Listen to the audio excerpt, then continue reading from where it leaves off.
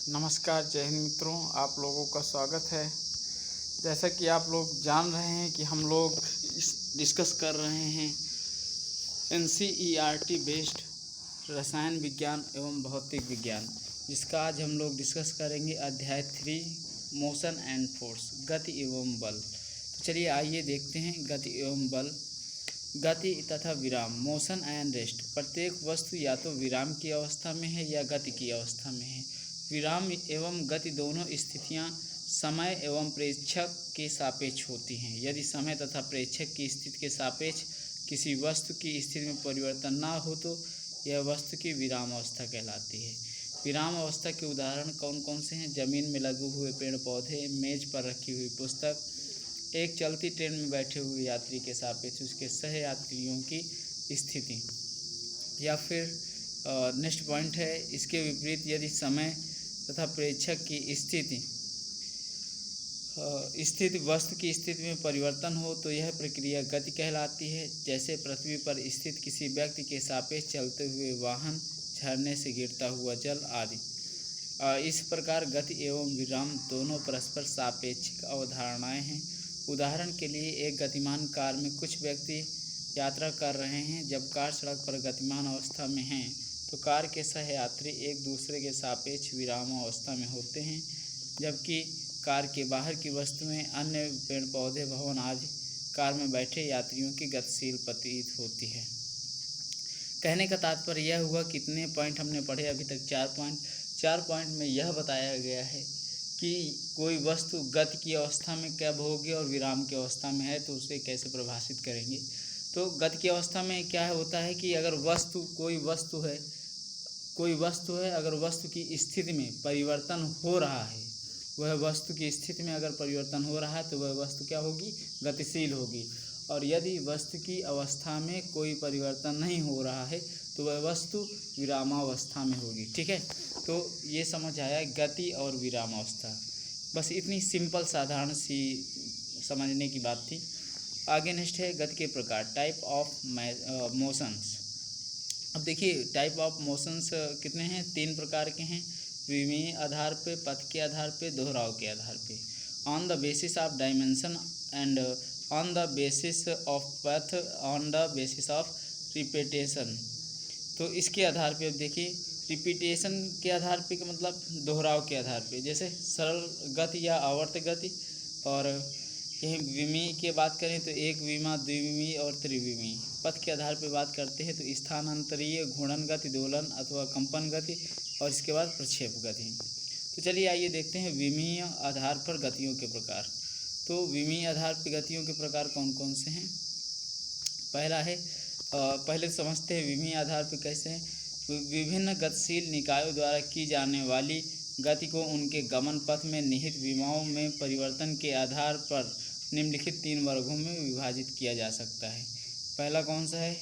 एक विमीय गति। यदि कोई पिंड किसी भी दिशा में एक सरल रेखा में गति करता है तो इसे एक विमीय गति कहा जाता है। इसमें वस्तु की केवल एक विमा ही परिवर्तनशील होती है, जैसे लंबाई, चौड़ाई तथा ऊंचाई।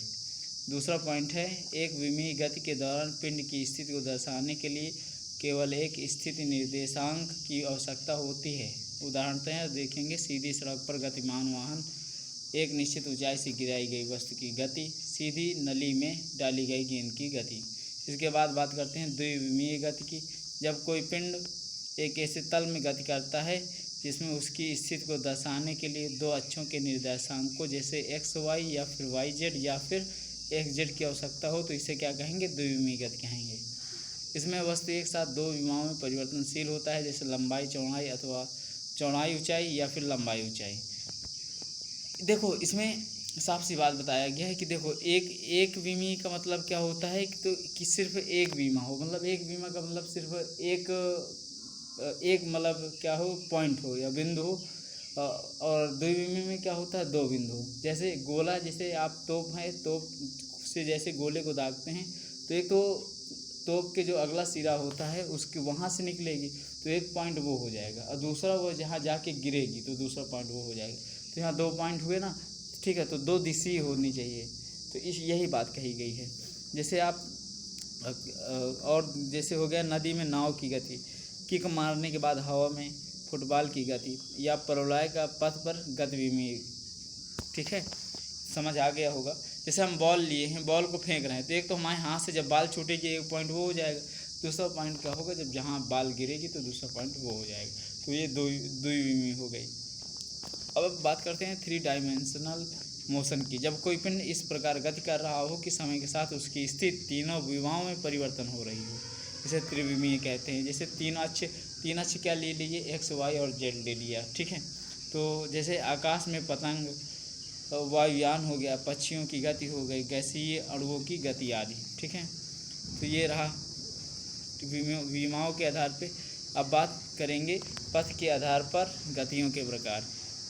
यह गतियों के वर्गीकरण का सर्वाधिक सामान्य आधार है। इसके अंतर्गत गतिमान वस्तु के पथ के प्रकार तथा उसके स्थान में परिवर्तन आदि आधारों पर गति के निम्नलिखित स्वरूप निर्धारित किए गए हैं। जैसे पहला है स्थानांतरीय गति। इस प्रकार की गति में गतिमान पिंड के स्थान में परिवर्तन होता है तथा उस पिंड के सभी कण एक समान वेग से गति करते हैं। जैसे पृथ्वी की गति, ट्रेन की गति, गैसीय अणुओं की गति आदि। स्थानांतरीय गति मुख्यतः 3 प्रकार की होती है। कौन कौन से? सरल रेखीय गति होती है, इसको देख लेते हैं। जब कोई कण, पार्टिकल अथवा पिंड, बॉडी एक सरल रेखा सीधे मार्ग में गति करता है तो उसकी गति सरल रेखीय गति कहलाती है। उदाहरण जैसे कदम तार करती हुई सैनिकों की टुकड़ी, पृथ्वी पर ऊर्ध्वाधर गिरती हुई कोई वस्तु, सीधी एवं समतल सड़क पर चलती हुई कार आदि। दूसरा है वक्रीय गति। जब कोई पिंड किसी घुमावदार अर्थात वक्रीय पथ पर गति करता है तो उसकी गति वक्रीय गति कहलाती है। इस गति में पिंड की दिशा में परिवर्तन के साथ उसका वेग भी क्या होता है, परिवर्तित होता रहता है। उदाहरण के तौर पे देखेंगे तो घुमावदार सड़क पर मुड़ती हुई कार, खिलाड़ी द्वारा बास्केटबॉल को बास्केट में डालना, डॉल्फिन द्वारा समुद्र में गोता लगाना। तीसरा है वृत्तीय गति। जब कोई पिंड किसी वृत्ताकार पथ पर गति करता है तो उसकी गति वृत्तीय गति कहलाती है। इस दौरान गतिमान पिंड किसी भी समय अपने पथ पर केंद्र से समान दूरी पर होता है क्योंकि वह वृत्ताकार पथ की परिधि पर गति करता है। वृत्ताकार पथ पर धावक की गति सूर्य के चारों ओर पृथ्वी की गति, पृथ्वी के चारों ओर चंद्रमा की गति। ठीक है, इसके बाद बात करते हैं किसकी, बात करेंगे एक समान वृत्तीय गति अथवा असमान वृत्तीय गति की। तो देखो, एक समान वृत्तीय गति क्या है? वह वृत्तीय गति जिसमें गतिमान पिंड की गति एक समान हो अर्थात अपरिवर्तित रहे, उसे एक समान वृत्तीय गति कहा जाता है। इसके विपरीत यदि वृत्तीय गति के दौरान पिंड की गति में परिवर्तन होता रहे तो यह असमान वृत्तीय गति कहलाता है। जैसे यहाँ देखेंगे, ये वृत्ताकार गति। वृत्तीय गति का मतलब क्या होता है? आप सीधा वृत्त की भांति जो है वृत्त के आकार में क्या करना, चक्कर लगाना। जैसे पृथ्वी क्या है, सूर्य के चारों तरफ चक्कर लगाती है ना, तो वो कैसी गति हो गई, वृत्तीय गति। और दूसरा अगर बात करें तो परिक्रमण गति। गति 2 प्रकार की होती है, परिक्रमण गति और घूर्णन गति। त्वरण का मान नियत होता है परंतु उसकी गति लगातार क्या होती है, परिवर्तित होती रहती है। वेग तथा त्वरण की दिशाएं परस्पर लंबवत होती हैं। अनियमित गति क्या है? जब कोई पिंड किसी अनिर्धारित पथ पर अनिश्चित दिशाओं में अव्यवस्थित गति करता है तो इसे अनियमित गति कहा जाता है। अनियमित गति को जिगजैग गति तथा ब्राउनियन गति भी कहा जाता है।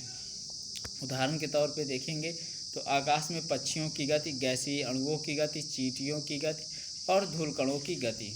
ठीक है, ये देख लीजिएगा फिगर पे आप। इसके बाद बात करते हैं दूसरा घूर्णन गति की। तो घूर्णन गति क्या होता है? जब कोई पिंड अपने अक्ष के चारों ओर गति करता है तो यह उस पिंड को घूर्णन गति कहलाती है। देखो, घूर्णन परिक्रमण गति क्या होती है? सूर्य के चारों ओर जब पृथ्वी चक्कर लगाती है तो परिक्रमण गति होती है। लेकिन आपको पता है कि दिन रात कैसे होते हैं, पृथ्वी को अपने अक्ष पर घूमती है। पृथ्वी एक तो सूर्य के चक्कर लगाती है, दूसरा वह खुद अपने अक्ष पर घूमती है। तो वह जो अक्ष पर घूमती है वह कैसी गति है? घूर्णन गति है। घूर्णन एवं वृत्तीय गति में लगभग एक जैसी गति प्रतीत होती है, परंतु दोनों में मुख्य अंतर यह है कि वृत्तीय गति में पिंड का अक्ष केंद्र पिंड से पृथक स्थित होता है, जबकि घूर्णन गति में पिंड का अक्ष पिंड के अंदर स्थित होता है। वाहनों के पहियों तथा स्टीयरिंग व्हील की गति, पृथ्वी का घूर्णन, हेलीकॉप्टर के ऊपर लगे पंखों की गति, लट्टू की गति आदि घूर्णन गति के प्रमुख उदाहरण हैं। दूसरा हो गया, दूसरे के बाद तीसरे की बात करेंगे। तीसरा है दोलन अथवा कंपन गति। जब कोई पिंड अपनी माध्य स्थिति के आगे पीछे अथवा ऊपर नीचे गति करता है तो उसे इस पिंड की दोलन अथवा कंपन गति कहा जाता है। घड़ी के पेंडुलम की गति एक सिरे पर स्थित तथा दूसरे सिरे को खींचकर छोड़े गए स्प्रिंग की गति सितार बजाते समय उसके चारों तारों द्वारा की गई गति, कंपन झूले की गति आदि। ठीक है। अब चौथा नंबर देखते हैं प्रक्षेप गति। प्रक्षेप गति क्या होती है? पृथ्वी से आकाश की ओर प्रक्षेपित की गई फेंकी गई ऐसी वस्तु जिस पर प्रमुख रूप से गुरुत्व बल ही कार्यरत हो प्रक्षेप गति कहलाती है। यद्यपि प्रक्षेप पर अन्य बल भी कार्यरत हो सकते हैं, परंतु गुरुत्व की तुलना में उनका प्रभाव क्या होता है? नगण्य होता है। बात करते हैं प्रक्षेप गति की, तो जब किसी पिंड को आकाश में तिर्यक रूप से अर्थात पृथ्वी की सतह में फेंका जाता है तो वह पिंड पृथ्वी के गुरुत्व के प्रभाव में एक वक्रीय पथ में गति करता है। प्रक्षेप द्वारा अनुसरण किया गया पथ प्रक्षेप वक्र तथा उसकी गति प्रक्षेप गति कहलाती है। ठीक है। अब नेक्स्ट पॉइंट, प्रक्षेप गति में प्रक्षेप द्वारा एक साथ तथा स्वतंत्र रूप से दो सरल गतियाँ होती हैं। एक होती है एक्स अक्ष पर और दूसरा होता है वाई अक्ष पर। ठीक है। और ये फिगर दे रखा है और अच्छे समझिएगा। खैर आप लोग पढ़ के आए हैं, कंपटीशन में अगर हैं तो ये हम समझते हैं कि ये इंटर का टॉपिक है और ये बहुत अच्छे से वहाँ पढ़ के आए हुए हैं। इस वजह से ज़्यादा नहीं, क्योंकि एक ही टॉपिक एक ही लेक्चर में एक पूरा यह टॉपिक ख़त्म करना है। ठीक है। तो इस वजह से हम थोड़ा स्पीड में चलेंगे, थोड़ा वर्णन कम कर पा रहे हैं आज। ठीक है, कोई बात नहीं। प्रक्षेप बिंदु पॉइंट ऑफ प्रोजेक्शन, वह बिंदु जहाँ से प्रक्षेप फेंकी गई वस्तु की गति प्रारंभ होती है उसका प्रक्षेप बिंदु कहलाता है। संलग्न आरेख में इसे किससे प्रदर्शित किया जाता है? तो ओ से दर्शाया गया है। उड्डयन काल क्या होता है? उड्डयन काल होता है जिसे आपने बॉल फेंकी तो बॉल 45 डिग्री पर फेंकते हैं तो एक समय वो ऐसा आता है कि वो अपनी हाइटम मतलब जो सबसे हाईएस्ट ऊंचाई होती है वह छू चुका होता है, तो उसे क्या कहेंगे? उड्डयन काल कहते हैं। प्रक्षेप द्वारा प्रक्षेप बिंदु से महत्तम ऊंचाई तक पहुंचने तथा वहां से पुनः पृथ्वी तक पहुंचने में लगा कुल समय प्रक्षेप का उड्डयन काल कहलाता है। इसकी गणना अग्रलिखित सूत्र से की जाती है, T = 2u sin θ/g से। प्रक्षेप गति के दौरान प्रक्षेप द्वारा अर्जित की गई अधिकतम ऊंचाई प्रक्षेप की महत्तम ऊंचाई कहलाती है। वह बिंदु जिस पर प्रक्षेप अपनी महत्तम ऊंचाई प्राप्त करता है उसे प्रक्षेप पथ पर A से दर्शाया जाता है। प्रक्षेप की महत्तम ऊंचाई को मीटर में व्यक्त किया जाता है। क्या होता है?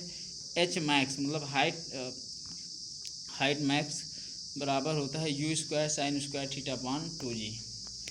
नेक्स्ट है क्षैतिज परास अथवा सिर्फ परास। ठीक है।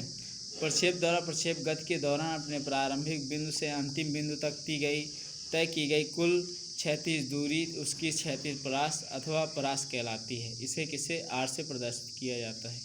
यदि किसी पिंड को पृथ्वी के तल से 45 डिग्री के प्रक्षेप कोण थीटा पर फेंका जाए तो वह पिंड अधिकतम संभव परास प्राप्त करेगा। r = u² sin 2θ/g। अब देख लेते हैं पुनरावृत्ति के आधार पर गति के प्रकार। पहला है आवर्ती गति। जब किसी गतिमान पिंड द्वारा एक ही पथ में एक निश्चित समय अंतराल में अपनी गति को पुनरावृत्ति की जाती है तो उसे आवर्ती गति कहा जाता है। आवर्ती गति करने वाले पिंड द्वारा अपने पथ पर स्थित किसी बिंदु से प्रारंभ होकर पुनः उसी बिंदु तक पहुंचने में लगा समय उसका समय अंतराल अथवा आवर्तकाल कहलाता है। पहला है आवर्ती गति के प्रमुख उदाहरण। पहला, घड़ी की विभिन्न सुइयों द्वारा की जाने वाली गति आवर्ती गति का सर्वाधिक सामान्य उदाहरण है। इसमें सेकंड वाली सुई 1 मिनट 60 सेकंड में, मिनट वाली सुई 1 घंटे में 60 मिनट में अथवा घंटे वाली सुई 12 घंटे में अपनी गति को पुनरावृत्ति करती है। इसके बाद है नेक्स्ट, पृथ्वी की घूर्णन गति तथा सूर्य के चारों ओर की जाने वाली परिभ्रमण गति दोनों ही आवर्ती गतियाँ हैं। पृथ्वी की घूर्णन गति का आवर्तकाल 24 घंटे है, जबकि परिक्रमण गति का आवर्तकाल 1 वर्ष अर्थात 365 दिन है। दूसरा बात करते हैं सरल आवर्ती गति की। जब कोई पिंड एक सरल रेखा में आगे पीछे गति करता है तो इस गति को क्या कहा जाता है? सरल आवर्ती गति कहा जाता है। घड़ी के लोलक द्वारा की जाने वाली दोलन गति सरल आवर्त गति का उदाहरण है। नेक्स्ट है सरल आवर्त गति से संबंधित संकल्पनाएं। इधर देख लेते हैं। के प्रभाव से मुक्त होता है और अपनी सामान्य अवस्था में होता है तो इस स्थिति उसको साम्य अवस्था अथवा माध्य स्थिति में कहलाती है। ये क्या चीज़ है? हाँ, साम्य अवस्था अथवा माध्य स्थिति को देखते हैं। जब कोई कण अथवा पिंड किसी बाह्य बल किसी बाह्य बल के प्रभाव से मुक्त होता है और अपनी सामान्य अवस्था में होता है तो यह स्थिति उसकी साम्य अवस्था अथवा माध्य स्थिति कहलाती है। आवर्तकाल क्या है? किसी कण अथवा पिंड द्वारा अपना एक दोलन पूर्ण करने में लगने वाला समय उसका आवर्तकाल कहलाता है। सरल आवर्त गति में आवर्तकाल वह न्यूनतम समय है जिसके पश्चात गतिमान कण अथवा पिंड अपनी गति को पुनरावृत्ति करता है। बात करते हैं आवृत्ति की, तो इकाई समय 1 सेकंड में किसी कण अथवा पिंड द्वारा किए जाने वाले दोलनों की संख्या सरल आवर्त गति कहलाती है। आवृत्ति का मात्रक हर्ट्ज है जिसे चक्रण प्रति सेकंड द्वारा भी व्यक्त किया जाता है। कला की बात करते हैं तो सरल आवर्त गति के दौरान किसी निश्चित समय पर कण अथवा पिंड के विस्थापन का परिणाम अथवा उसकी दिशा कण ही कला को प्रदर्शित करते हैं। गति प्रारंभ करने के पहले कण की प्रारंभिक कला को इपोच कहते हैं। ठीक है, इसके बाद नेक्स्ट है आवर्त गति एवं सरल गति में आवर्त गति में अंतर। Difference between periodic and simple harmonic motion. चलिए आइए शुरू करते हैं। आवर्त गति और सरल आवर्त गति में अंतर क्या क्या है? आवर्त गति में पिंड का विस्थापन पुनर्स्थापना बल की दिशा में भी हो सकता है और इसमें भिन्न दिशा में भी, जबकि सरल आवर्त गति में पिंड का विस्थापन सदैव पुनर्स्थापना बल की विपरीत दिशा में होता है। आवर्त गति दोलनी भी हो सकती है और नहीं भी। सरल आवर्त गति सदैव दोलनी होगी। उदाहरण, घड़ी के सुइयों तथा वाहनों की गति आवर्त गति है, जबकि घड़ी के लोलक तथा स्प्रिंग की गति क्या है? सरल आवर्त गति है। कोणीय विस्थापन की बात करें, कोणीय विस्थापन जब कोई पिंड घूर्णन गति या वृत्तीय गति करता है तो पिंड की त्रिज्या के अनुदिश केंद्र या घूर्णन अक्ष पर बनाया गया कोण पिंड का कोणीय विस्थापन कहलाता है। यह एक सदिश राशि है तथा इसका मात्रक रेडियन होता है। वस्तु के समय के साथ कोणीय विस्थापन में परिवर्तन की दर को उस वस्तु का कोणीय वेग कहते हैं। इसे ओमेगा से प्रदर्शित करते हैं। यह एक सदिश राशि है और इसका मात्रक क्या है? रेडियन प्रति सेकंड है। न्यूटन के गति के नियम। न्यूटन के गति के नियम देख लेते हैं। 1686 ईस्वी में ब्रिटिश वैज्ञानिक आइजैक न्यूटन ने अपनी पुस्तक फिलॉसफी नेचुरलिस प्रिंसिपिया मैथमेटिका प्राकृतिक दर्शन के गणितीय सिद्धांत में बाह्य बलों के प्रभाव में पिंडों की गति के संबंध में 3 महत्वपूर्ण नियम प्रस्तुत किए हैं। न्यूटन के गति के नियम किसी पिंड पर लगने वाले बल और उसके प्रभाव से उस पिंड में उत्पन्न गति के मध्य संबंध प्रदर्शित करते हैं। न्यूटन के गति नियमों का संक्षिप्त वर्णन निम्नलिखित है। आइए देखते हैं न्यूटन के प्रथम नियम। जो न्यूटन का प्रथम नियम है उसे अन्य किस नियम से जाना जाता है? तो वह है जड़त्व का नियम। Newton first law of motion, law of interior. Newton के प्रथम गति के नियम के अनुसार सभी वस्तुएं अपनी यथास्थिति को बनाए रखने का प्रयास करती हैं, अर्थात अपनी स्थिति में किसी भी प्रकार के परिवर्तन का विरोध करती हैं। इसका अर्थ है जब तक वस्तुओं का पर्याप्त बल न लगाया जाए तब तक गतिमान वस्तु गति की अवस्था में तथा स्थिर वस्तु विराम की अवस्था में बनी रहती हैं। इस प्रकार वस्तुएं अपनी स्थिति को लेकर जड़ता प्रदर्शित करती हैं। इसलिए न्यूटन के प्रथम नियम को क्या कहते हैं? जड़त्व का नियम कहा जाता है। इसके बाद दैनिक जीवन में जड़त्व के उदाहरण देख लेते हैं। पहला है बस के अचानक चलने पर उसमें खड़ा यात्री पीछे की ओर गिरने लगता है। कारण क्या है? बस के अचानक चलने पर यात्री के शरीर का निचला भाग बस के संपर्क में होने के कारण तुरंत गति में आ जाता है, जबकि उसके शरीर का ऊपरी भाग जड़त्व के कारण स्थिर रहने का प्रयास करता है। इस प्रकार शरीर का ऊपरी भाग निचले भाग से पीछे रह जाता है और यात्री पीछे की ओर गिर जाता है। पेड़ की शाखा को हिलाने पर उससे फल टूटकर नीचे गिर जाते हैं। कारण क्या है? पेड़ की शाखा को हिलाने पर शाखा गतिमान हो जाती है, जबकि फल जड़त्व के कारण अपने स्थान पर स्थिर रहने का प्रयास करते हैं। परिणाम स्वरूप वे शाखा से अलग होकर क्या करते हैं? गिर जाते हैं। बात करते हैं न्यूटन के द्वितीय गति के नियम के। न्यूटन के द्वितीय गति के नियम किसी पिंड के संवेग परिवर्तन की दर पर उस पर आरोपित बल के समानुपाती होती है तथा इस दर की दिशा पिंड पर आरोपित बल के अनुदिश होती है। पिंड के संवेग परिवर्तन की दर अनुक्रमानुपाती पिंड पर आरोपित बल, अर्थात ma प्रोपोर्शनल f अथवा f प्रोपोर्शनल ma। तो F इक्वल के एम ए, के समानुपातिक नियतांक है, तो यदि के बराबर 1 तो F बराबर एम ए। ठीक है, फोर्स बराबर मास एंड एक्सेलरेशन, बल बराबर द्रव्यमान गुणे त्वरण। संवेग मोमेंटम, किसी पिंड के वेग और द्रव्यमान का गुणनफल ही उसके संवेग कहलाता है। यह एक सदिश राशि है जिसे पी से व्यक्त करते हैं, जिसका मात्रक किलोग्राम मीटर पर सेकंड है। यदि दो पिंडों m1 एवं m2 का वेग एक समान हो तो भारी पिंड संवेग बराबर द्रव्यमान गुणे वेग, संवेग अधिक होगा। ठीक है, अब द्वितीय गति नियम के उदाहरण देख लेते हैं। गेंद पकड़ते समय खिलाड़ी अपने हाथों को पीछे की ओर खींच लेता है। कारण क्या है? तेज गति से आती हुई गेंद का संवेग अधिक होता है, इसलिए उसे रोकने के लिए संवेग को शून्य तथा कम करना है। गेंद पकड़ते समय हाथ पीछे की ओर खींचने के कारण खिलाड़ी के संवेग शून्य करने के लिए अधिक समय मिल जाता है और उसे चोट नहीं लगती है। वाहनों में यात्रियों को झटकों से बचाने के लिए शॉक एब्जॉर्बर लगाए जाते हैं। शॉक एब्जॉर्बर लगाए जाते हैं। कोई बात नहीं मित्र, बहुत आगे आ गए। तो शॉक एब्जॉर्बर लगाए जाते हैं।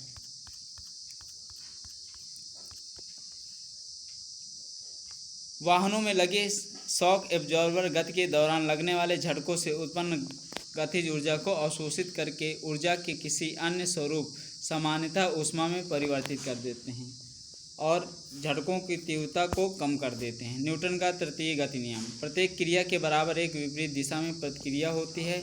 अर्थात एक वस्तु दूसरी वस्तु पर जितना बल आरोपित करती है, दूसरी वस्तु भी पहली वस्तु पर उतना ही बल विपरीत दिशा में आरोपित करती है। न्यूटन के गति तीसरे गति के नियम को क्रिया प्रतिक्रिया का नियम भी कहा जाता है।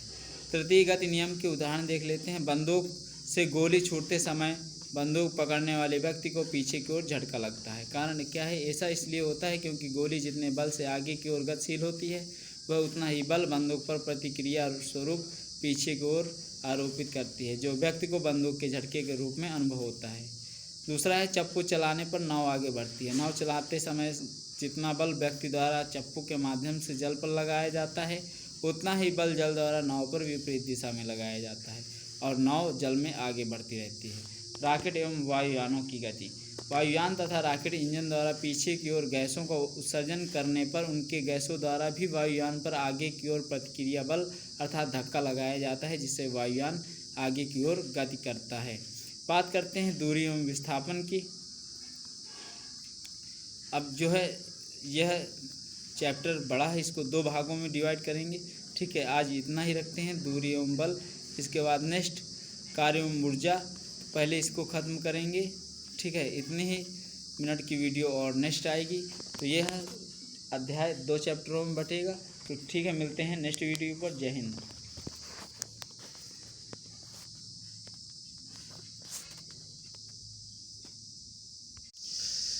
नमस्कार, जय हिंद मित्रों, आप सभी लोगों का अपना लक्ष्य चैनल में स्वागत है। मित्र, हम लोग डिस्कस कर रहे हैं NCERT बेस्ड साइंस की बुक महेश वर्णवाल भौतिक एवं रसायन विज्ञान सीरीज 6। तो आज हम लोग अध्याय 3 गति एवं विराम उसको डिस्कस कर रहे हैं। तो चलिए, मोशन एंड रेस्ट। तो चलिए आइए उसी पे आज ये है। इसको ये चैप्टर बड़ा होने के कारण इसको 2 भागों में डिवाइड करना पड़ा, जिसके कारण यह पहली वीडियो बन चुकी थी। शेष दूरी तथा विस्थापन, डिस्टेंस एंड डिस्प्लेसमेंट से शुरू करनी थी। तो आइए हम लोग शुरू करते हैं। गतिमान वस्तु द्वारा एक विशिष्ट समय अंतराल में तय किए गए मार्ग की संपूर्ण लंबाई दूरी कहलाती है। दूरी क्या ऐसी राशि है? एक अदिश राशि है। नेक्स्ट पॉइंट है, गतिमान वस्तु के प्रारंभिक एवं अंतिम बिंदु के बीच की न्यूनतम दूरी उस वस्तु का विस्थापन कहलाती है। विस्थापन एक सदिश राशि है जो वस्तु की स्थिति में परिवर्तन को दर्शाती है। उदाहरण के तौर पर देखिए, एक व्यक्ति द्वारा विभिन्न दिशाओं में की गई गति, यही क्या होता है? विस्थापन होता है। पहले व्यक्ति ए पॉइंट पे था, ए से बी गया, बी से फिर सी गया, सी से डी गया, डी से ई गया, ई से अब एफ है। तो जो है विस्थापन हुआ, विस्थापन कितना हुआ? ए से एफ तक। ठीक है, टोटल 3 मीटर का क्या हुआ? विस्थापन हुआ। तो अगर यहीं पे बात करें दूरी उसने कुल दूरी कितनी चली है, तो ए से बी तक चली है, बी से सी तक चली है, सी से डी तक, डी से ई तक और ई से एफ तक। तो टोटल होता है 14.7 मीटर। ठीक है, लेकिन अगर बात करें विस्थापित कितना हुआ है, तो ए से एफ मात्र 3 मीटर। नोट देख लेते हैं। यदि कोई व्यक्ति वस्तु विभिन्न दूरियां तथा तय करने के पश्चात पुनः अपने प्रारंभिक बिंदु पर आ जाए तो उस वस्तु का विस्थापन कितना होगा, 0 होगा। समझ में आ गया ना, कि कोई व्यक्ति अगर कितनी भी दूरी चल ले और वहीं आके अपने स्थान पर स्थिर हो जाए तो विस्थापन कितना होगा, 0 हो जाएगा। दूरी तथा विस्थापन में अंतर की बात करते हैं। दूरी और विस्थापन में अंतर क्या है? दूरी सदैव धनात्मक होती है, जबकि विस्थापन धनात्मक, ऋणात्मक या 0 कुछ भी हो सकता है। दूरी केवल परिमाण को व्यक्त करती है, विस्थापन परिमाण तथा दिशा दोनों को व्यक्त करता है। दूरी यह अदिश राशि है, विस्थापन यह सदिश राशि है। दूरी इसका मान्य 0 नहीं हो सकता, विस्थापन का मान्य 0 हो सकता है। ठीक है, इतनी बात तो समझ आ गई। और इसके बाद उदाहरण 2 देख लेते हैं। दूरी एक कार द्वारा 23 मीटर त्रिज्या तथा 44.51 मीटर परिधि वृत्ताकार पथ पर एक चक्कर। इसको आप देख लीजिएगा कि कार द्वारा तय की गई वृत्ताकार पर कुल दूरी कितनी है, लेकिन वह जहाँ से चलता है वहीं पर आ जाता है, तो क्या हो जाता है, 0 हो जाता है। अब बात करते हैं चाल तथा वेग में अंतर। तो यहाँ पहले चाल तथा वेग देखते हैं। Speed and velocity. चाल क्या है? किसी निकाय द्वारा एकांक समय में चली गई कुल दूरी उस निकाय की चाल कहलाती है। चाल एक अदिश राशि है। एसआई पद्धति में चाल का मात्रक मीटर पर सेकंड है और इसकी विमा L⁻⁻1 है। चाल बराबर क्या होता है? दूरी बटे समय, और वेग बराबर विस्थापन बटे समय होता है। समय के सापेक्ष किसी गतिमान पिंड के विस्थापन की दर, रेट ऑफ डिस्प्लेसमेंट, उस पिंड का वेग कहलाती है। अर्थात किसी पिंड द्वारा एकांक समय में एक निश्चित दिशा में तय की गई दूरी उस पिंड का वेग कहलाती है। वेग एक सदिश राशि है।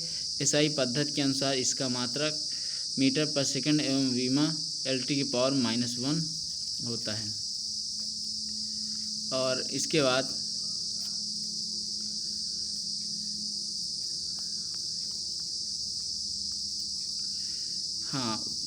इसके बाद जो है देख लेते हैं। नेक्स्ट चैप्टर रहेगा कार्य का। कोई बात नहीं, कार्य में भी इसके बाद ही देखेंगे। और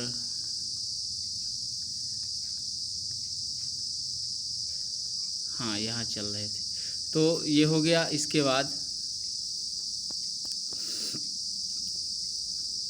अब देखिए चाल तथा वेग में अंतर देख लेते हैं। चाल तथा वेग में अंतर क्या है? चाल किसी वस्तु द्वारा एकांक समय में चली गई दूरी को उस वस्तु की चाल कहते हैं। उस वस्तु की क्या कहते हैं? चाल कहते हैं। चाल में क्या होता है?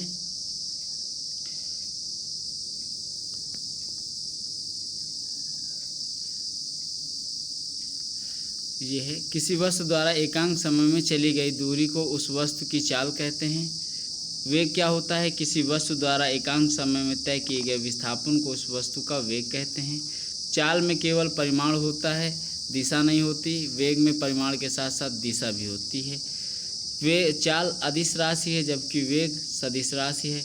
किसी वस्तु की चाल उस वस्तु के परिमाण के बराबर या उससे भी अधिक हो सकती है, जबकि वेग किसी वस्तु के वेग का परिमाण उस वस्तु की चाल से अधिक नहीं हो सकता। अब बात करते हैं सापेक्ष वेग की, रिलेटिव वेलोसिटी। जब 2 या 2 से अधिक पिंड गतिमान हो तो उनकी एक दूसरे के प्रति वेग की स्थिति सापेक्ष वेग कहलाती है। यदि 2 पिंड एक ही दिशा में गतिमान हों तो सापेक्ष वेग का मान धनात्मक एवं परस्पर विपरीत दिशा में गतिमान होने पर सापेक्ष वेग का मान ऋणात्मक होता है। बात करेंगे त्वरण की। तो त्वरण क्या है? एक्सीलरेशन। किसी विशिष्ट समय अंतराल में वेग परिवर्तन की दर को त्वरण कहते हैं। यदि समय के सापेक्ष किसी गतिमान पिंड के वेग में वृद्धि होती है तो इसे त्वरण कहा जाता है, तथा यदि समय के सापेक्ष वेग में कमी होती है तो इसे मंदन कहा जाता है। और जैसे तेज दौड़ती हुई कार के ब्रेक लगाने पर कार की गति कम हो जाना, तो त्वरण। त्वरण एक सदिश राशि है जिसका मात्रक क्या होता है, मीटर पर सेकंड स्क्वायर होता है। त्वरण बराबर होता है वेग परिवर्तन बटे समयांतराल। अब बात करते हैं गति के समीकरण की। तो गति के समीकरण क्या है, यदि किसी गतिमान पिंड का त्वरण नियत हो तो उस पिंड की गति से संबंधित विभिन्न चरों जैसे वेग, विस्थापन, समय, त्वरण के संबंध प्रदर्शित करने के लिए गति के 3 समीकरणों का प्रयोग किया जाता है जो निम्नवत हैं। पहला समीकरण गति का फर्स्ट इक्वेशन ऑफ मोशन। यह समीकरण वेग v से प्रदर्शित करते हैं, समय को t से तथा त्वरण को a से के मध्य दर्शाता है। जब कोई पिंड प्रारंभिक वेग u से, त्वरण a से, समय अंतराल t में अंतिम वेग प्राप्त करता है तो प्राप्त संबंध v बराबर u प्लस at। अच्छे से आप लोगों ने पढ़ा होगा। बात करते हैं सेकंड गति का द्वितीय समीकरण। यह समीकरण विस्थापन, वेग तथा त्वरण के मध्य संबंध दर्शाता है। जब कोई पिंड प्रारंभिक वेग u से समय अंतराल में दूरी s तक विस्थापित होता है तो विस्थापन से संबंध। नेक्स्ट है गति का तृतीय समीकरण। यह समीकरण वेग, विस्थापन तथा त्वरण के मध्य संबंध दर्शाता है। जब कोई पिंड प्रारंभिक वेग u से त्वरण a के साथ दूरी तय करता है तो अपने अंतिम वेग को प्राप्त करता है। v स्क्वायर बराबर u स्क्वायर प्लस 2as। ठीक है, तो गति का द्वितीय समीकरण क्या है, s बराबर ut plus half at square. और गति का तीसरा नियम v स्क्वायर बराबर u स्क्वायर प्लस 2as। ठीक है, अब बात करते हैं बल की। तो देखो बल क्या है, बल वह बाह्य कारक है जो किसी वस्तु की अवस्था, स्थिति, आकार या आकृति में परिवर्तन करता है या परिवर्तन करने की चेष्टा करता है। बल एक सदिश राशि है जिसमें परिमाण एवं दिशा दोनों होते हैं। बल का मात्रक न्यूटन है जिसे किलोग्राम मीटर पर सेकंड स्क्वायर में भी प्रदर्शित किया जाता है। इसके बाद बात करते हैं बल के विभिन्न रूप एवं उदाहरण। धक्का देकर दरवाज़ा खोलना भी एक तरह का क्या है, बल है। खिंचाव, रिक्शा चालक द्वारा खींचना, रिक्शा को खींचना भी एक बल है। संपीड़न, गैसों को संपीड़ित करके उन्हें सिलेंडरों में भरना भी बल है। तनाव, रबड़ के दोनों सिरों को खींचना भी बल है। ठीक है, और वायु प्रतिरोध, गतिशील वाहन पर उसकी गति की दिशा में विपरीत वायु द्वारा आरोपित बल। घर्षण, वाहनों एवं व्यक्तियों को सड़क पर चलना भी क्या है, बल है। बलों के प्रकार, टाइप्स ऑफ फोर्सेस। बलों के मुख्यतः 2 वर्गों में विभाजित किया गया है, संपर्क बल तथा गैर संपर्क बल। संपर्क बल कॉन्टैक्ट फोर्स देख लेते हैं। ऐसे बल जो संबंधित निकाय पर प्रत्यक्ष रूप से अथवा किसी माध्यम से अथवा किसी अन्य माध्यम से परोक्ष रूप से आरोपित होते हैं, संपर्क बल कहलाते हैं। संपर्क बलों के प्रमुख उदाहरण निम्नवत हैं। पहला है आरोपित बल। किसी व्यक्ति अथवा वस्तु द्वारा किसी अन्य व्यक्ति अथवा वस्तु पर आरोपित किया गया बल आरोपित बल कहलाता है। उदाहरण है, किसी व्यक्ति द्वारा मेज को धक्का देकर उसका किसी अन्य स्थान में परिवर्तन करना आरोपित बल कहलाता है। दूसरा है लंबवत बल। किसी स्थिर वस्तु द्वारा अपने संपर्क में स्थित वस्तु पर लंबवत लगाया गया सहायक बल जो उस वस्तु को स्थिरता प्रदान करता है, लंबवत बल कहलाता है। उदाहरण, मेज पर रखी पुस्तक पर मेज की सतह द्वारा पुस्तक के भार को सहारा देने वाला बल। तीसरा है घर्षण बल। किसी सतह द्वारा आरोपित वह बल जो उस सतह पर गतिमान वस्तु अथवा व्यक्ति की गति का विरोध करता है, घर्षण बल कहलाता है। उदाहरण, गतिमान कार पर सड़क द्वारा लगाया गया बल। नेक्स्ट है तनाव बल। तार, रस्सी, केबल, धागा आदि के दोनों विपरीत सिरों को खींचने पर उसमें लगने वाला बल तनाव बल कहलाता है। नेक्स्ट है स्प्रिंग बल। किसी संपीड़ित अथवा खींची हुई स्प्रिंग द्वारा उससे जुड़ी हुई वस्तु पर लगाया जाने वाला बल स्प्रिंग बल कहलाता है। नेक्स्ट है गैर संपर्क बल। ऐसे बल जो एक पिंड के द्वारा किसी अन्य पिंड के प्रत्यक्ष संपर्क में आए बिना उस पर आरोपित किए जाते हैं, गैर संपर्क बल कहलाते हैं। इसके प्रमुख उदाहरण निम्नवत हैं। गुरुत्वाकर्षण बल। यह एक आकर्षण बल है जो द्रव्यमान युक्त सभी पिंडों के मध्य कार्य करता है। सूर्य के गुरुत्वाकर्षण बल के कारण ही सौर मंडल के सभी ग्रह निश्चित कक्षाओं में सूर्य की परिक्रमा करते हैं। पृथ्वी के गुरुत्वाकर्षण बल के कारण ही पृथ्वी से ऊपर उछाली गई सभी वस्तुएं एक निश्चित ऊंचाई पर जाने के पश्चात पुनः पृथ्वी पर वापस आती हैं। दूसरा बात करते हैं स्थिर विद्युत बल की। 2 आवेशित पिंडों के मध्य लगने वाला बल। उदाहरण, कंघे को कपड़े पर रगड़ने के पश्चात कागज के सूक्ष्म टुकड़ों के समीप ले जाने पर कागज के टुकड़े कंघे की ओर आकर्षित होते हैं। तीसरा है चुंबकीय बल। विद्युत आवेशित कणों अथवा पिंडों के मध्य कार्यरत आकर्षण अथवा प्रतिकर्षण बल चुंबकीय बल कहलाता है। समान आवेश वाले कण एक दूसरे को प्रतिकर्षण करते हैं, जबकि विपरीत आवेश वाले कण एक दूसरे को आकर्षित करते हैं। उदाहरण, दो चुंबकों के समान सिरों का एक दूसरे से दूर हटना एवं विपरीत सिरों का एक दूसरे के पास आना। नेक्स्ट है सेंट्रीपेटल फोर्स, अभिकेंद्रीय बल। वृत्तीय पथ पर गतिशील पिंड पर कार्यरत विभिन्न बलों में एक बल की दिशा सदैव केंद्र की ओर होती है, जिसे अभिकेंद्रीय बल कहा जाता है। इस बल के अभाव में वृत्तीय गति संभव नहीं है। वृत्तीय पथ पर गतिशील पिंड पर एक अभिकेंद्रीय त्वरण उत्पन्न होता है, जिसकी दिशा केंद्र की ओर होती है। नेक्स्ट है अभिकेंद्रीय बल के अनुप्रयोग।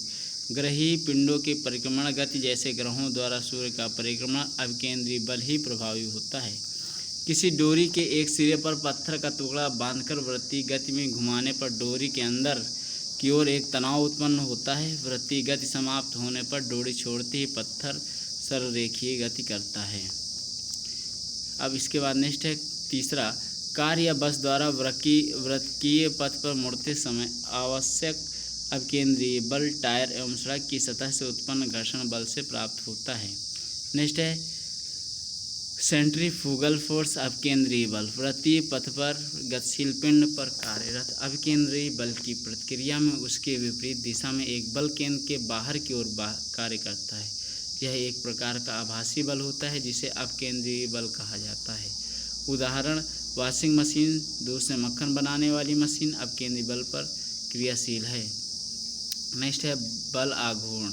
वह बल जो किसी पिंड में घूर्णन उत्पन्न करता है बल आघूर्ण कहलाता है। बल आघूर्ण जिस बिंदु पर कार्य करता है उस पिंड का अक्ष कहा जाता है तथा पिंड इसी अक्ष पर घूर्णन करता है। बल आघूर्ण को टाउ से प्रदर्शित करते हैं।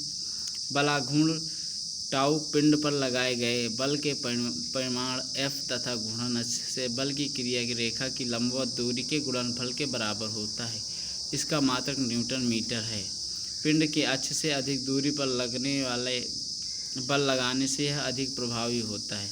उदाहरण, पेंचकस के द्वारा पेंच घुमाना, दरवाजे के हाथे कब्जे से दूर लगाना, गन्ना पेरने की मशीन में बैलों को केंद्र से दूर बांधकर घुमाना।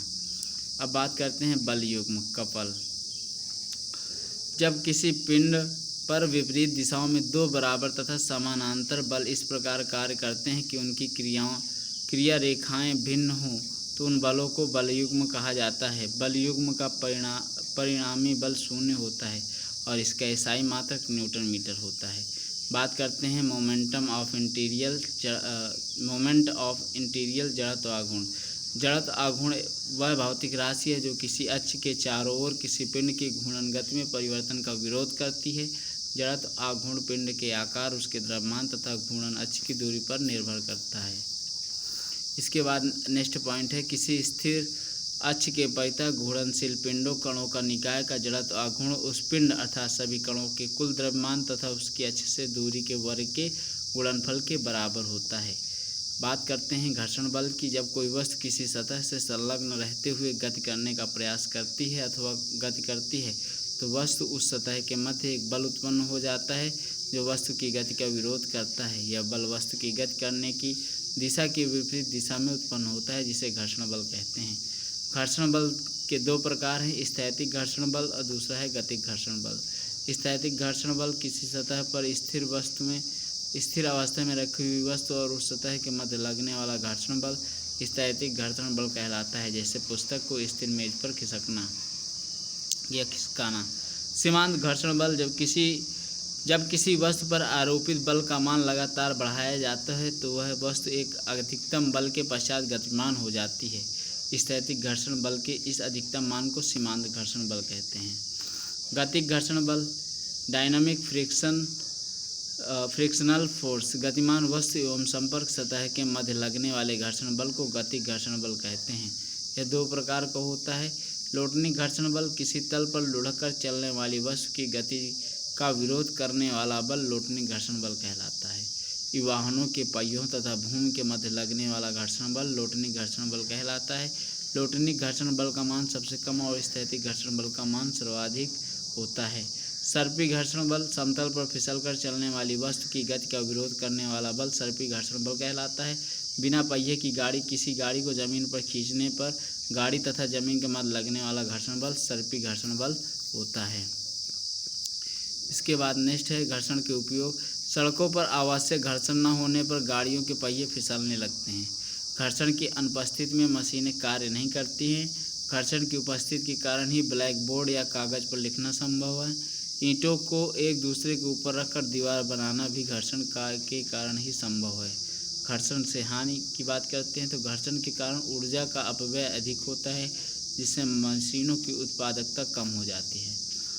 मशीनों में घर्षण के कारण ऊष्मा, ध्वनि इत्यादि उत्पन्न होती है, जिससे मशीनों के खराब होने की संभावना रहती है। संतुलन की बात करें, यदि किसी वस्तु पर लगे सभी बलों का परिणामी बल शून्य हो तथा इन बलों का किसी बिंदु के परितः परिणामी बल आघूर्ण भी शून्य हो तो उस वस्तु की अवस्था संतुलन की अवस्था कहलाती है। संतुलन के प्रकार। संतुलन निम्नलिखित 3 प्रकार का होता है। संतुलन कौन कौन से? स्थायी संतुलन, अस्थायी संतुलन और उदासीन संतुलन। स्थायी संतुलन की बात करते हैं, किसी वस्तु को उसके संतुलन की अवस्था से थोड़ा सा विस्थापित करके छोड़ देने पर यदि वह पुनः अपनी संतुलन अवस्था को प्राप्त कर ले तो इस प्रकार का संतुलन स्थायी संतुलन कहलाता है।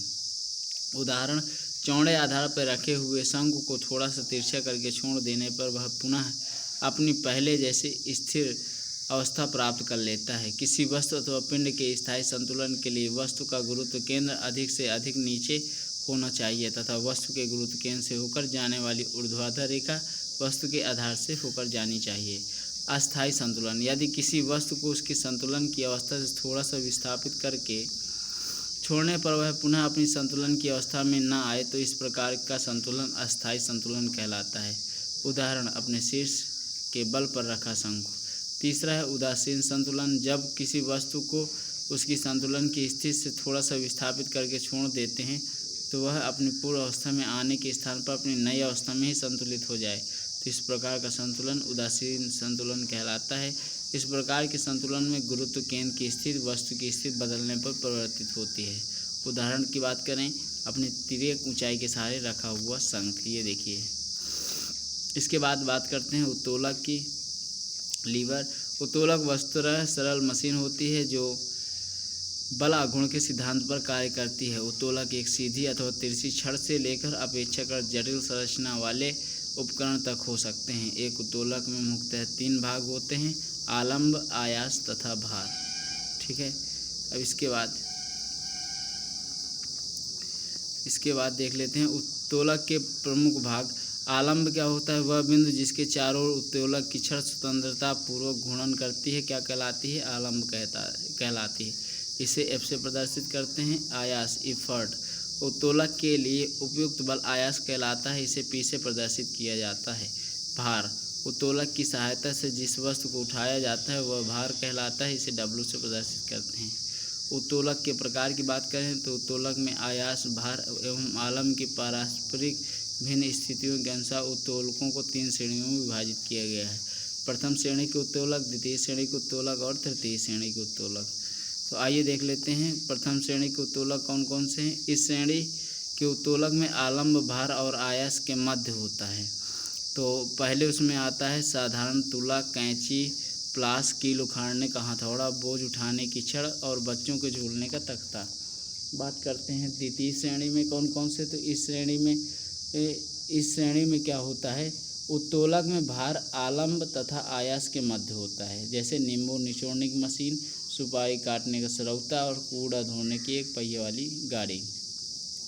नीचे है तृतीय। तृतीय में क्या होता है? इस वर्ग के उत्तोलक में आयास, आलंब तथा भार मध्य होता है, जैसे चिमटा, किसान का हल, मनुष्य के हाथ की कोहनी। ठीक है।